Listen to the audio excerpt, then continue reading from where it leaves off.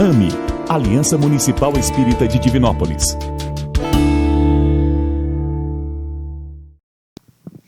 Olá, queridos internautas, sejam muito bem-vindos ao canal Centro Espírita Jesus de Nazaré. As nossas palestras neste mês de setembro são voltadas ao Setembro Amarelo, né? O movimento Setembro Amarelo é uma campanha de conscientização sobre a prevenção do suicídio, com o objetivo direto de alertar a população a respeito da realidade do suicídio no Brasil e no mundo e suas formas de prevenção.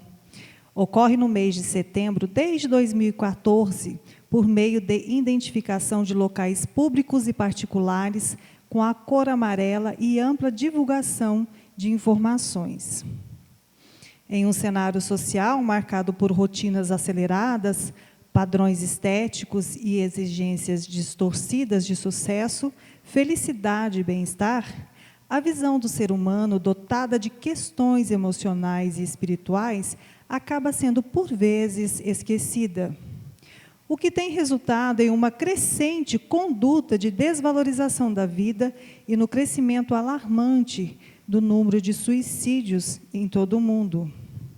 Neste sentido, a Aliança Municipal Espírita, a AME de Divinópolis, aderiu à campanha Setembro Amarelo e elaborou o projeto AME pela Vida, o qual propõe que todas as casas espíritas trabalhem em suas palestras públicas durante todo o mês de setembro, abordando os mesmos temas em prol da prevenção do suicídio e da valorização da vida de forma geral.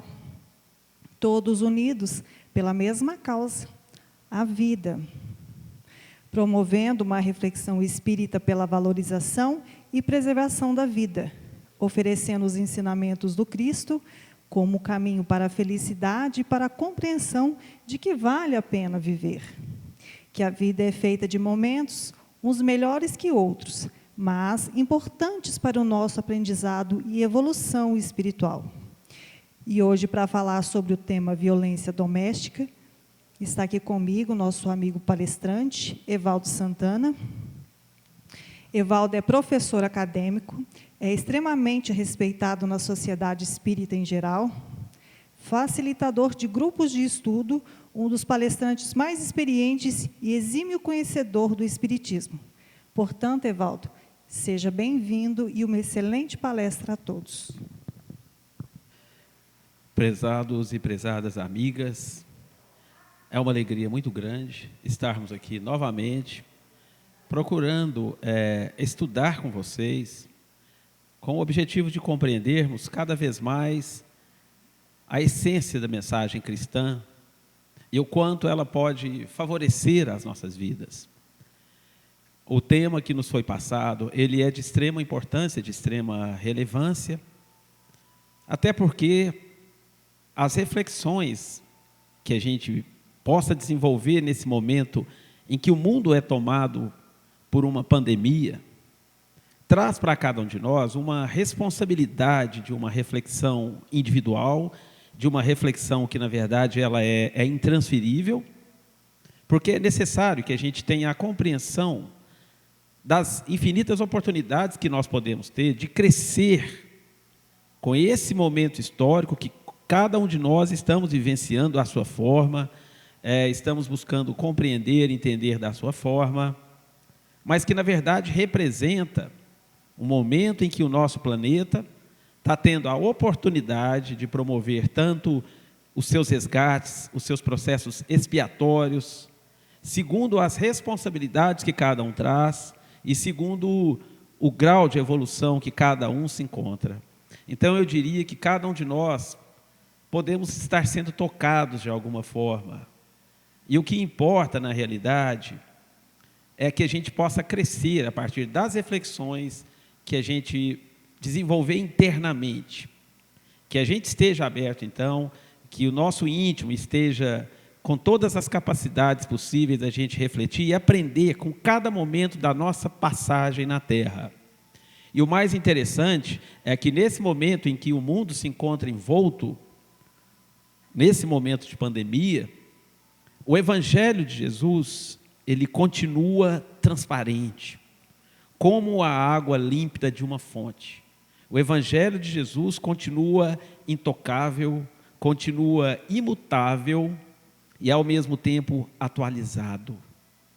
Para que os espíritos pertencentes a essa comunidade terrena, eles possam, então, procurar a cada qual, a cada momento, o seu processo de despertamento, que é um processo inadiável, o processo de despertamento do ser. Talvez um dos momentos mais importantes e uma ação, um movimento mais importante é despertar, para que a gente possa, então, compreender essa outra realidade da vida, que na verdade é a realidade essencial. Então, nós estamos aqui hoje para que a gente possa desenvolver algumas reflexões em torno, então, da violência, no caso, a violência familiar. E procurar extrair ao máximo o que Jesus traz a respeito desse tema. O que Jesus, através do Consolador prometido, ou seja, na visão espírita, traz a respeito da violência, no nosso caso específico, pelo que nós vamos refletir aqui agora, a violência doméstica. Nós vamos encontrar, de uma forma muito autêntica no Evangelho de Jesus, em várias passagens, que Jesus ele retrata ali completamente contrário a qualquer tipo de violência previsível. Eu digo previsível porque nós vamos ver principalmente no Evangelho de Mateus, nos capítulos 5, versículos 5 e 9, quando Jesus, então, ele retrata através de uma das mais belas proclamações que ele fez, que foram as bem-aventuranças. Então, exatamente no versículo 5 do capítulo 5, Jesus vai falar o seguinte: bem-aventurados os que são brandos e pacíficos, porque possuirão a terra. Depois, no versículo 5, no versículo 9, bem-aventurados os pacíficos, porque serão chamados filhos de Deus. Através dessas pequenas frases, mas com sentidos extremamente profundos, nós vamos observar a propriedade espiritual que Jesus se refere, em especial a brandura, a atitude da moderação, a atitude também da mansuetude, da afabilidade e da paciência. Mas ele coloca aí essas virtudes não apenas como atitudes, mas ele se refere à mansuetude, à brandura de formas especiais, por compreender que ele, na condição de um espírito puro, entende muito bem que, na verdade, são leis da vida. Por isso que nós vamos entender, de fato, que Jesus condena, então, por conseguinte, a violência, a cólera e toda a expressão descortês que alguém possa usar contra os seus semelhantes. Depois nós vamos ver também, conseguinte, no Evangelho segundo o Espiritismo, quando vai aparecer para nós ali uma mensagem maravilhosa, por sinal, uma mensagem que parece uma poesia de tão bela e tão profunda pela qual ela se manifesta, do Espírito Lázaro, do Evangelho segundo o Espiritismo, onde ele retrata com propriedade a afabilidade e a doçura. Vejamos bem o que ele coloca nisso. Ele fala que a benevolência para com seus semelhantes, fruto do amor ao próximo, é que produz a afabilidade e a doçura. Algo que nós devemos estar sempre procurando adquirir, que são as formas inerentes para que o ser humano possa se manifestar. Depois continua Lázaro nas entrelinhas: entretanto, nem sempre há que fiar nas aparências.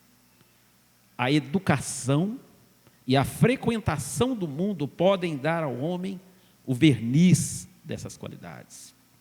Vejamos bem a tonalidade dessa reflexão, a tonalidade que essa expressão nos leva a trazer para o cenário terrestre. Muitas pessoas que, às vezes, elas representam ser afáveis, elas até representam ser dóceis, principalmente com as pessoas de fora. No entanto, quando estão no reduto doméstico, podem manifestar como verdadeiros tiranos. Então, na verdade, Lázaro vem trazer isso para nós, porque às vezes a afabilidade e a doçura podem trazer ao homem o verniz dessas qualidades. Depois continua Lázaro: a essa classe também pertencem esses homens de exterior benigno, que tirando domésticos fazem que suas famílias e seus subordinados lhe sofram o peso do orgulho e do tepotismo. Envaidecem-se de se poderem dizer: aqui mando e sou obedecido, sem lhes ocorrer que poderiam acrescentar, e sou detestado. Porque se formos observar bem, quando a tirania reina nos lares domésticos, nos redutos domésticos, ali não significa uma prova de amor dos familiares para com este, mas é alguém que na estrutura familiar que ele habita ali, mesmo que temporariamente, é alguém que é respeitado muito mais pelo medo, pelo temor.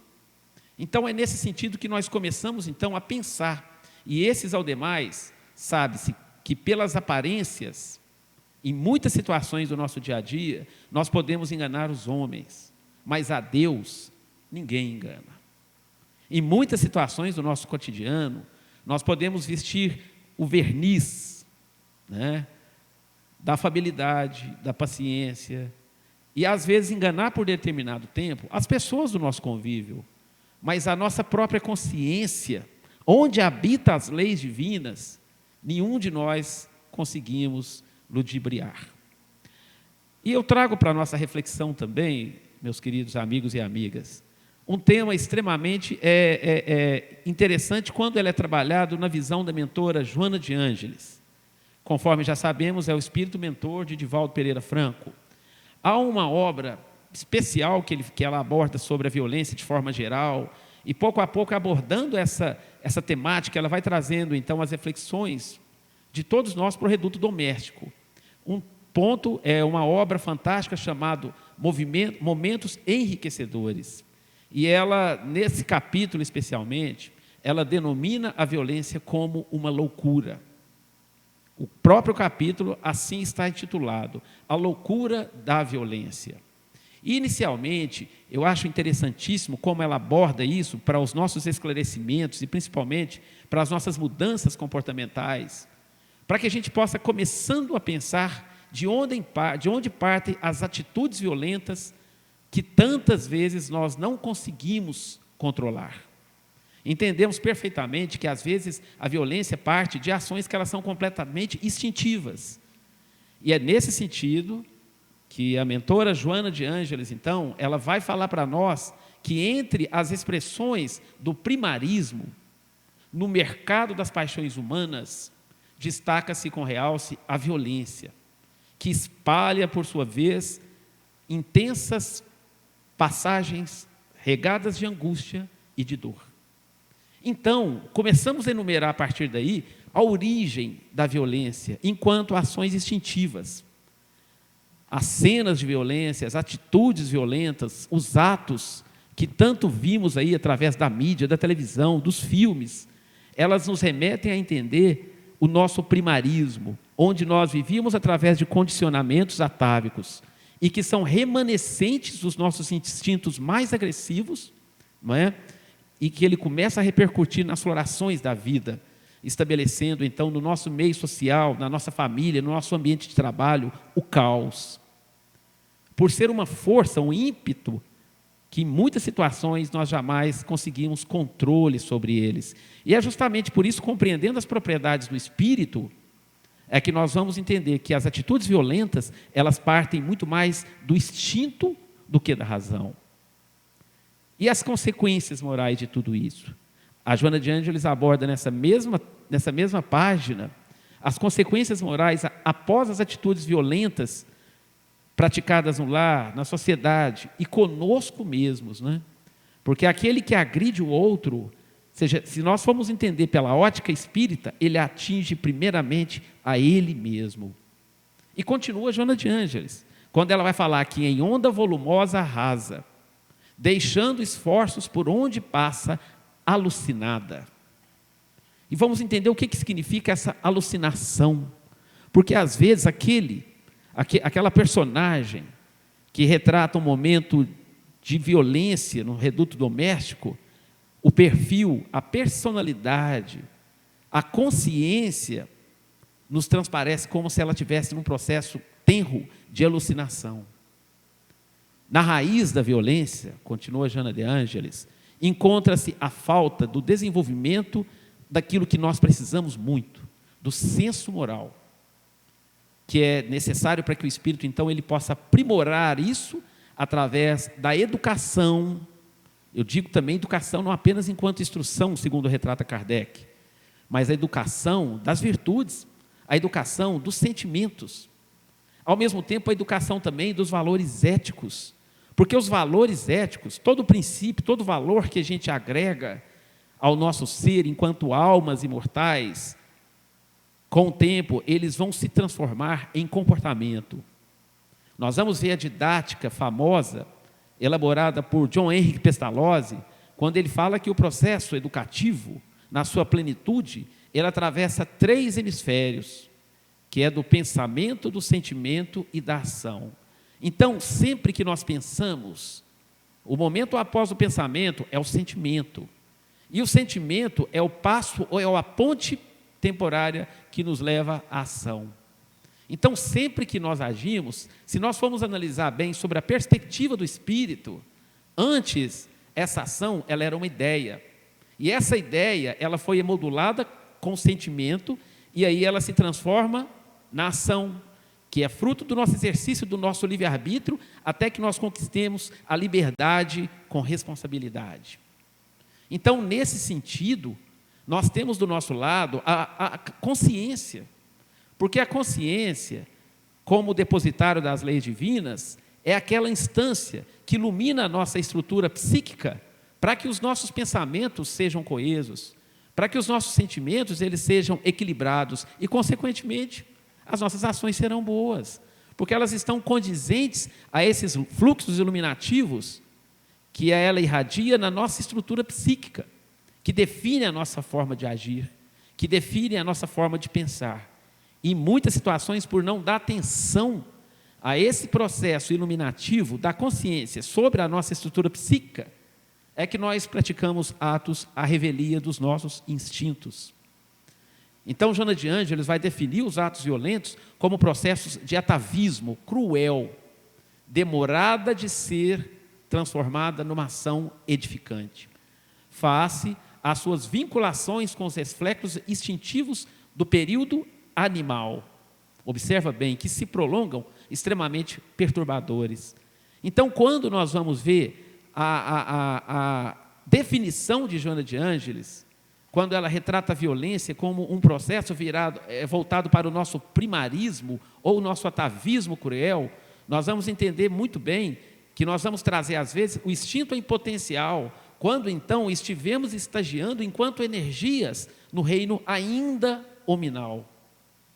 Observa bem, então, um dos grandes desafios, quando a alma ou quando o espírito adentra o reino hominal, um dos grandes desafios que nós temos é fazer esse processo de sublimação, esse processo de transformação dos nossos hábitos mais instintivos, caminhando em direção, então, com a força de vontade, está lá Emmanuel no livro Pensamento e Vida, para que nós possamos, então, sermos movidos pela razão, e não pelo desejo, e não pelas paixões.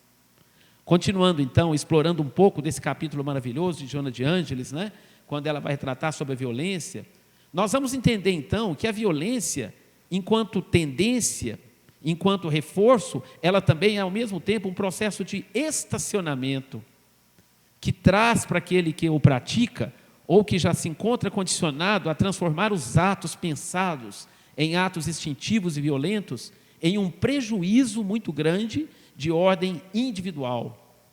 Porque aquele que se deixa ser levado à mercê da violência, perante as linhas da evolução, ele não evolui, ele está estacionado.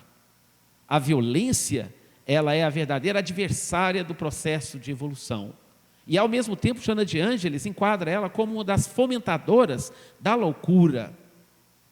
Quem lhe tomba nas garras, exaure-se e, sem forças, termina no abismo do autoaniquilamento ou do assassínio.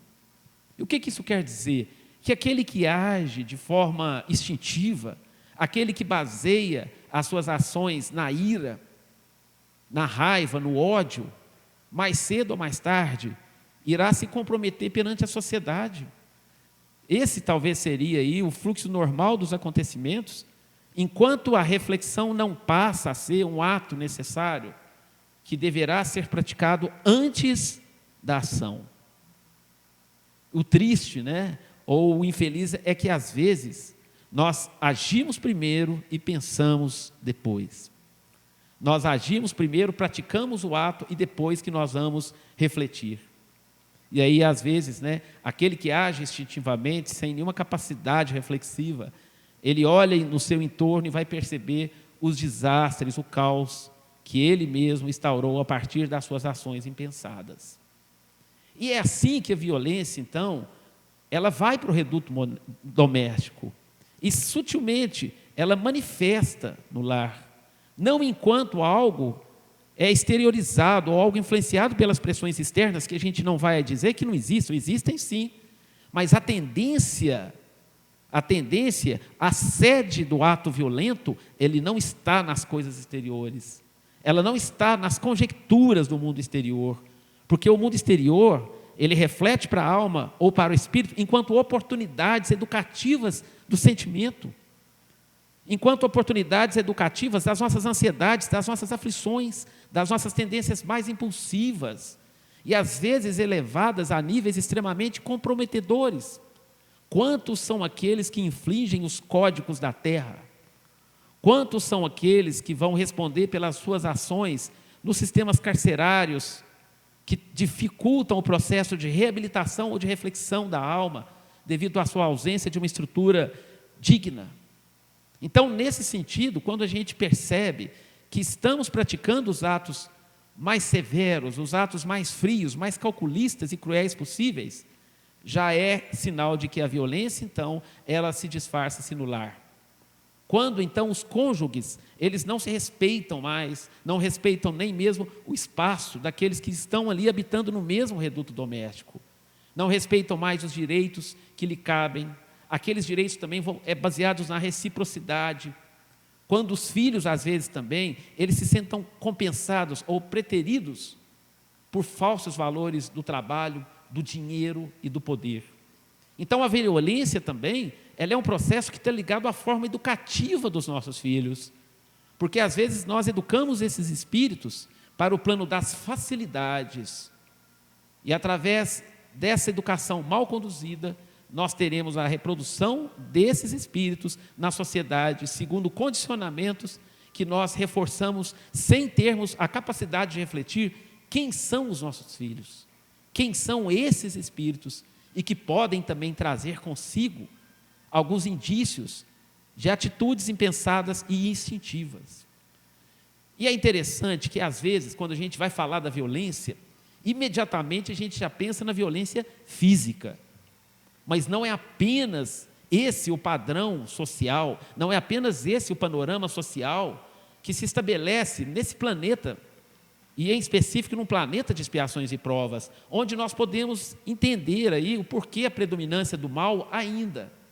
Estamos ainda na segunda escala dos planetas evolutivos, É um planeta onde a gente está aqui vivendo provas, vivendo expiações, a própria pandemia que a gente está vivendo retrata isso. A própria carga de ansiedade, de aflições que nós somos tomados por não entender esse momento enquanto oportunidade de aprendizado, revela em cada um de nós a qualidade de espíritos ainda ligados a essa condição planetária e a essa crosta terrestre que estamos aí temporariamente tentando vencer os nossos desafios e crescer para compreender uma pequena porcentagem do que é a eternidade que nos espera. Então, dessa forma, nós vamos perceber que o cenário da Terra, eu gosto muito de trabalhar esse termo, mas o cenário terrestre que nós nos encontramos é um cenário ainda regado de periculosidade, porque às vezes pequenas atitudes praticadas por nós criam uma série de consequências catastróficas, instaurando-se o caos, e a gente às vezes pensa assim, eu não imaginava que a minha ação iria provocar tanto prejuízo à vida de terceiros. E esses aprendizados, é importante que a gente reflita e consiga aprender com ele. Mas então, nós vamos observar que a violência, ela não se trata apenas na violência física. Há inúmeras formas da violência se manifestar nesse movimento circundante, nesse movimento social, que gira ao nosso entorno, para que a gente possa aprender as máximas da vida, para que a gente possa prosperar nas teias evolutivas da alma. Nós vamos ver, inclusive Joana de Ângeles, com muita propriedade nessa obra, fala das violências morais, das violências também emocionais, ideológicas, violências sociais, sexuais, políticas, religiosas, físicas, psicológicas, ideológicas. E ela apresenta exemplo de como isso acontece no padrão de vida na Terra. Um planeta de expiações e provas que envolve uma coletividade de espíritos, encarnados e desencarnados, em busca de um valioso aprendizado, principalmente no sentido de educar e dominar as suas más tendências e as suas más inclinações. Aparece na visão de Joana de Ângeles a violência enquanto exploração. Em que momento essa violência ela circunda o nosso cenário social? Quando os preços eles começam a ir além do que os necessitados conseguem pagar. Quando os interesses pessoais de determinada elite extrapolam os seus limites e perturbam o bem-estar dos outros. Isso é violência. Violência também quando a comodidade e os prazeres de algumas pessoas agridem os comportamentos e os compromissos alheios. Então a gente vai perceber que a violência também, ela é muito de cunho moral, porque quando nós prometemos algo a alguém e não cumprimos, eticamente, é uma forma violenta que estabelecemos nas nossas relações de vivência. Violência enquanto forma de dominação também faz parte do cenário terrestre. Quando então as injustiças sociais, elas diminuem os fracos a benefício dos fortes, aparentemente. Também é uma forma de violência, né? Para todos nós que às vezes pensamos que violência é somente a nível físico. Tem a violência também enquanto imoralidade. É quando os sentimentos inferiores da maledicência, os sentimentos inferiores da calúnia, da inveja, da traição, do suborno de qualquer tipo, da atitude pautada na hipocrisia, elas disseminam suas infelizes sementes. Quando os pendores, então, não encontram uma orientação. Então, a imoralidade também, que às vezes impera num determinado segmento da sociedade, ela é uma forma de violência legítima. Há uma outra forma de violência também, a violência enquanto fuga da realidade. Porque, na verdade, quando nós criamos ilusões ou fugas de assumirmos o nosso compromisso existencial e nos entregamos a determinados vícios, aliciamento às drogas, né, ao sexo desvairado, às ambições absurdas que a gente perde e compromete a nossa reencarnação, explodindo nas ruas e no mundo, invadindo os lares, isso também se enquadra como violência na ótica espiritual. A violência também, ela está na ambição. A violência também, ela se enquadra na sede de poder. Quando governantes perdem a dignidade e estimulam, talvez, a prevalência da ignorância, provocando guerras nacionais e intercontinentais. São atitudes extremamente violentas. Até eu diria assim, num porte maior, são atitudes violentas legítimas. Então, aí a gente chega também na violência enquanto agressão física. Isso porque, se a gente for analisar, o uso da força física dos mais supostamente fortes, diante dos mais frágeis, se caracteriza como a mais completa manifestação da ira, a mais completa manifestação da fúria.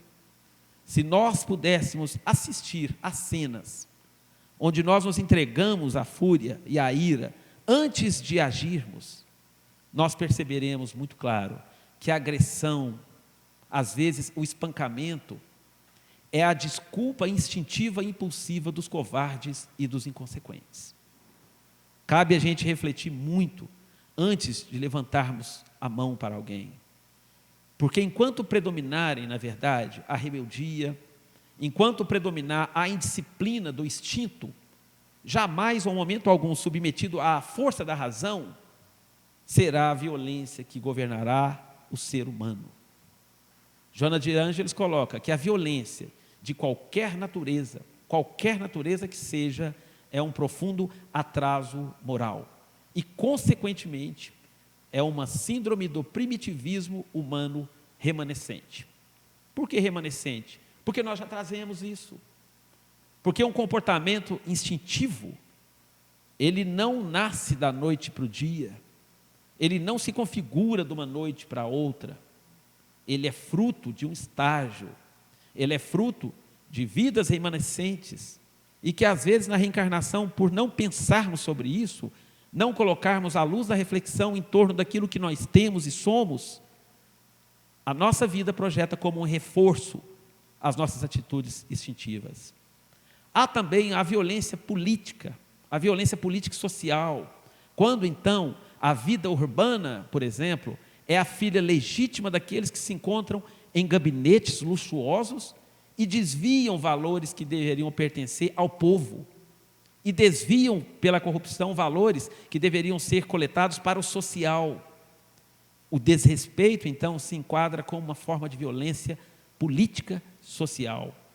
Daqueles que às vezes elaboram leis que também, por sua vez, são completamente injustas, que apenas favorecem a eles exclusivamente, e que ao mesmo tempo, sem nenhum peso na consciência, esmagam aqueles que são menos afortunados, utilizando de medidas especiais da exceção que os anulam completamente.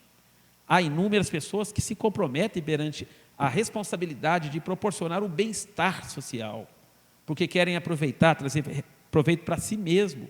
E isso é uma forma de violência social, que vai exigir depois, ao mesmo tempo, resgates coletivos, porque submeteram as massas para que consigam deles o direito que lhes caberia, produzindo então o lixo moral, os desconcertos psicológicos, os desconcertos psíquicos e espirituais. Quem coloca isso para nós de uma forma bem clara é Joana de Ângeles, no livro Amor Imbatível.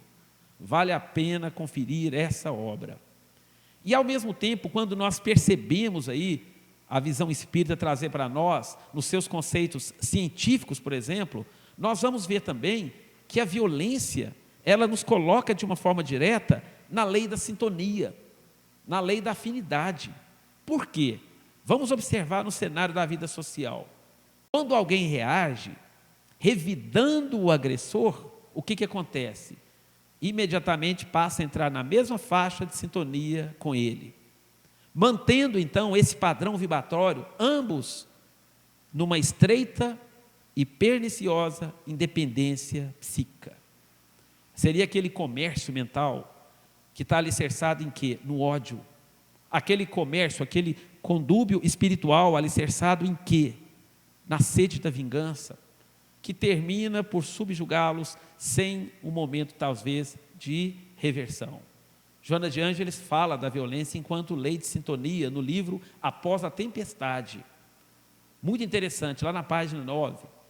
Então a gente vai percebendo que é importante que a gente preste atenção quando a gente vê alguém que esteja num canal ou numa sintonia de ira, de fúria, para que a gente não entre também de uma forma invigilante nos mesmos canais vibratórios, na mesma missão fluídica daquele que está no momento de perturbação. A violência também, ela define na visão espiritual, ela nos mostra na visão de Joana de Ângeles quem é o agressor. Porque na verdade, a cólera, quando fomentada, ela é como se fosse uma tempestade magnética no mundo da alma. E qualquer palavra que é arremessada naquele momento, ou seja, qualquer palavra que é proferida no momento da cólera, ela é semelhante a um raio fulminatório, que ninguém sabe aonde ele vai cair. E é por isso que nós lançamos dardos perniciosos, na hora que a gente está em fúria, que a gente está xingando, que a gente está brigando. E às vezes nós não prevemos qual é a sede, ou seja, aonde ele vai causar, onde ele vai cair no outro. Então, dessa forma nós compreendemos que o próprio agressor, aquele que profere o ato violento, ele deve ser visto então, deve ser examinado, observado, como alguém perturbado em si mesmo, em um processo lamentável de agravamento. Porque até que ele descubra, através do senso de discernimento, que ele está indo muito longe, a tendência é que as ações impulsivas, elas possam então se agravar cada vez mais. Não obstante, né, merece então às vezes o tratamento, a agressividade, que procede então, conforme nós já dissemos aqui, e Joana de Ângeles aferiu com tamanha propriedade, procede de espíritos cujos os germes se deixam ser contaminados, em decorrência dessa predominância dos instintos materiais, então, que o governam e o dominam. Então, são criaturas que conseguem dominar bastante, menos a si mesmos, menos as suas próprias aflições, menos os seus próprios sentimentos. Então, é um processo que, na visão da doutrina espírita, a violência é um problema sério, que, na verdade, exige cuidados especiais. Até porque sempre nós podemos ver que a agressividade, ela vem dominando cada vez mais um número maior de vítimas, que vão, então, envolvidas ali e caem nas malhas das atitudes impulsivas. E, ao mesmo tempo, as tendências violentas, conforme já dissemos, né, elas têm muito a ver com o processo reencarnatório do ser, porque são espíritos, conforme retrata Joana de Ângeles, que eles são acostumados à lei da selva. São aqueles espíritos atribulados que retornam, então, através das reencarnações, à carne, tomado completamente pelas paixões que dilaceram a estrutura interna e que também não deseja se libertar, porque já naturalizaram, obviamente, as suas vivências pautadas na busca da satisfação dos seus instintos e das suas reações mais impulsivas. Então, facilmente, né, eles vão fortalecendo isso através da repetição das ações violentas e se incorporam, então, ali nessa personalidade do ser imortal, degenerando nas trágicas manifestações da barbárie, aonde eles vão, aonde eles conseguem dominar as criaturas. Então, nós vamos vendo muito bem a importância, nesse momento, da gente entender ali a finalidade da família, e principalmente no sentido espiritual. Se a família já tem as suas finalidades recíprocas, no sentido corpóreo, vejamos então no sentido espiritual. A agressividade, por sua vez, ela responda desde os primeiros dias da vida infantil. Se nós observarmos as nossas crianças, por exemplo, se nós formos pais atenciosos, nós vamos perceber muito bem que as tendências das crianças já podem manifestar que são espíritos que, em algumas situações, já manifestam instintos violentos. E todas as ações, todas as tendências manifestas pelos filhos, elas solicitam o quê? Educação, correção, limites. Porque, pouco a pouco, essas ações instintivas que manifestam nos primeiros momentos da vida infantil, se observadas por nós pais, pouco a pouco, elas sendo refreadas, elas terminam por ceder lugar a expressões mais suaves, a expressões mais claras, mais calmas, superiores, que constituem, então, a natureza espiritual do homem. Então, é necessário que a família se atente, principalmente para aqueles primeiros ciclos da vida infantil, junto aos seus filhos, porque ali a violência já começa a manifestar. Se esse espírito traz determinadas tendências agressivas, na fase infantil, ele já vai dar sinais perceptíveis. E esses sinais perceptíveis, é fundamental que a gente possa corrigi-los, para que a gente não tenha que lidar depois com as dificuldades de um adulto extremamente agressivo junto à sua família, junto ao trabalho, junto ao campo profissional, junto à sociedade ao qual ele faz parte. O espírito, ele é constituído por feixes de emoções, que cabe a ele, então, através do seu esforço, através da orientação da família, sublimar ao império dos renascimentos proveitosos, ou seja, sublimar através dos renascimentos nos processos reencarnatórios. O que não corrige agora, pode se transformar num rude adversário do amanhã, atocaiá-lo, então, nas esquinas do futuro. Então, a gente vai observando que a violência, enquanto tendência, ela está dentro de nós, porque é algo adquirido. A violência, a agressão, inclusive contra si mesmo. Eu falava inicialmente, né, que aquele que agride, primeiramente, ele agride a si mesmo. Primeiro, porque ele é responsável pelas ações que pratica. Então, toda ação, tanto no bem como a ação no mal, uma ação instintiva ou uma ação branda, ela retorna de acordo com os efeitos que nós causamos no outro.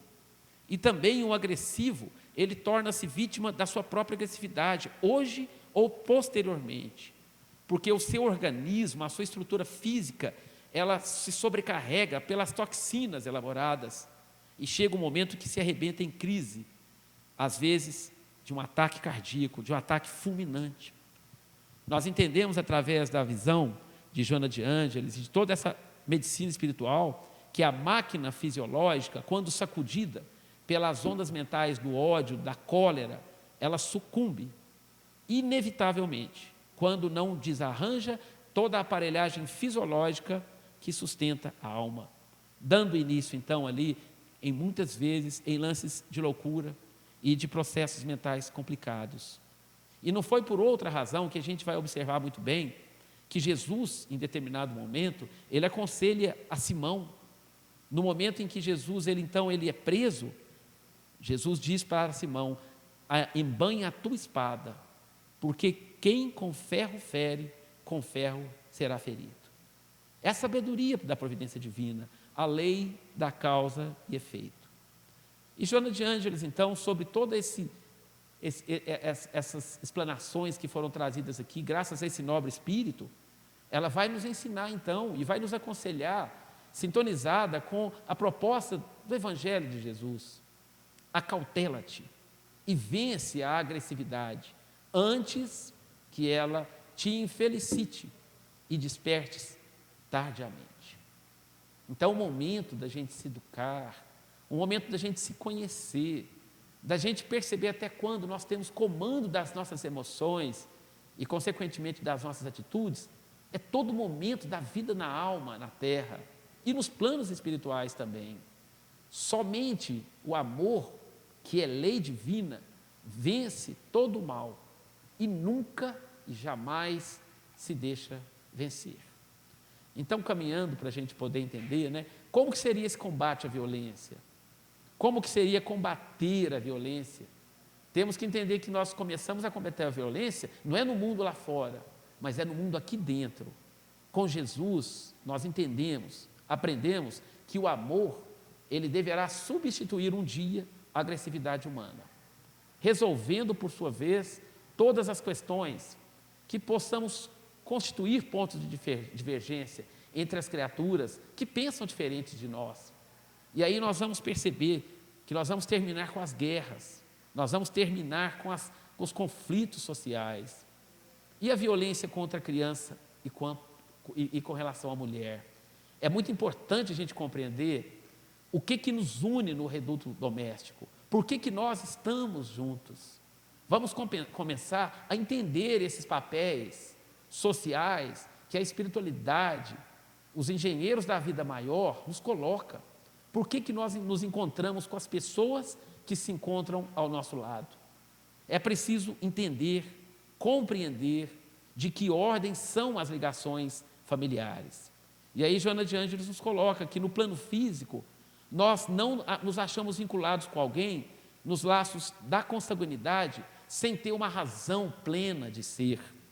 Se os propósitos dele ou daquele familiar parecem claramente opostos, ou seja, se os nossos propósitos foram divergentes daqueles que estão conosco, vamos abençoá-los na sua forma diferente de pensar, com os melhores pensamentos, e não barrar os passos nos caminhos das experiências que são precisas para eles.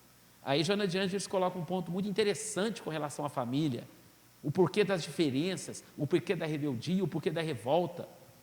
Não desprezes teus pais ou teus filhos por serem às vezes desorientados ou doentes, porque talvez tenha sido em existências passadas, ou seja, em existências já transcorridas, a causa direta ou a causa indireta dos desequilíbrios ou enfermidades que então patenteiam. Então, aquela criança, meus irmãos, que às vezes sofre da violência no lar, uma criança terna, não é, inesquecível, que retorna do mais além, nos primeiros tempos da infância, quase sempre, é um coração profundamente dedicado ao seu progresso espiritual, que apenas regressou para o nosso convívio doméstico, a fim de acordar, para as realidades da alma através da nossa responsabilidade, através da nossa afeição e da nossa ação. E quanto à companheira, e quanto ao companheiro também que sofre da violência no lar, se às vezes não temos a devida força para carregar os compromissos que assumimos diante de uma pessoa com que nós partilhamos as alegrias do sentimento ou as tristezas, nunca a maltratemos. É imprescindível a gente examinar, refletir em torno da transitoriedade das ligações corpóreas, ponderando que não existem uniões casuais no lar terreno, que a gente saiba ponderar as provas salvadoras ou regenerativas pela qual nós estamos ligados pelos vínculos afetivos e muitas das vezes baseados nas diferenças, que nenhum de nós desprezemos, portanto, esse campo sagrado de serviço, por mais às vezes tumultuado, por mais tempestivo que seja, que a gente não devolva isso em forma de incompreensão, ou em forma de ódio, ou em forma de fúria. Constituirá falta grave, então, esquecer as oportunidades que nós temos de nos dedicarmos àquela reflexão iluminativa. Conforme eu disse no início, então, o Evangelho de Jesus continua sendo aquela grande mensagem de paz. O Evangelho de Jesus continua sendo para todos nós aquela grande mensagem de iluminação que começa dentro de cada um de nós. Às vezes, nós torcemos pela paz mundial, nós vibramos pela paz mundial, mas nós esquecemos que ela começa dentro dos nossos corações. Jesus, em determinado momento, no Evangelho de Mateus, ele coloca o seguinte, com relação ao respeito às diferenças, a cada individualidade que divide o cenário terrestre conosco, ele coloca o seguinte: sabeis que foi dito aos antigos, não matareis, e quem quer que mate merecerá condenação pelo juízo, ou seja, pela consciência. E ele continua, vejam bem, eu porém vos digo que quem quer que se puser em cólera contra seu irmão, merecerá condenação no juízo. Está lá em Mateus, no capítulo 5, nos versículos 21. Então, fechando o nosso assunto, o nosso tema, que a gente possa refletir com produtividade em torno dessa mensagem contextualizada, trazida por Jesus há mais de 2000 anos, e que reflete luzes para nós nesse momento importante de crescimento. Em relação aos nossos instintos agressivos, o que nos solicita, na verdade, é a educação dos sentimentos. Todo o empenho em favor da preservação dos valores morais deve ser, obviamente, colocado a serviço da paz, como verdadeiro antídoto à força da violência. Pequenos exercícios de autocontrole terminam por criar hábitos de não violência, disciplina mental, hábitos de disciplinas mentais, silêncios, fortalecidos sobretudo pela nossa confiança em Deus, geram em nossas almas harmonia, que consequentemente impede a instalação desse processo de desequilíbrio. Atividades regadas de amor, visando o bem, visando o progresso da criatura humana e da sociedade, constituem para cada um de nós a construção de um patamar de resistência às investidas da agressividade.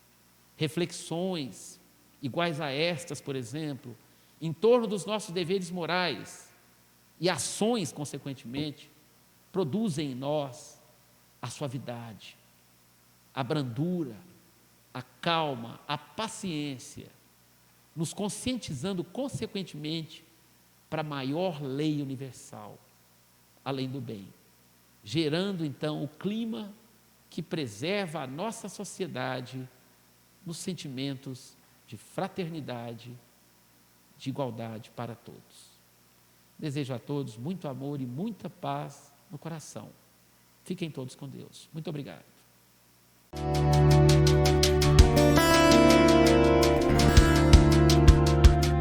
AME, Aliança Municipal Espírita de Divinópolis.